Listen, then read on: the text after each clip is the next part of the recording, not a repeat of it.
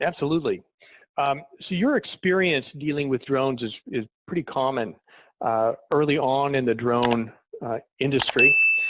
Marketing videos and pictures from above were really the core deliverable from a drone flight. And what we found is, even though there's value in that, and that's interesting, it falls short for many who really don't want to look at the video if it's not marketing-esque. They'd really like to solve a business problem.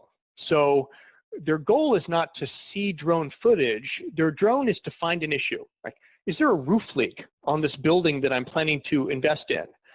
Does the fit and finish of the property match the pictures that I've received in the marketing materials?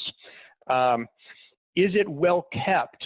What is the environment around it? I want to see it with my own eyes rather than have it rendered in text in a offering memorandum. So what we found is folks are eager to get additional data, not just imagery, in order to do their real estate analysis.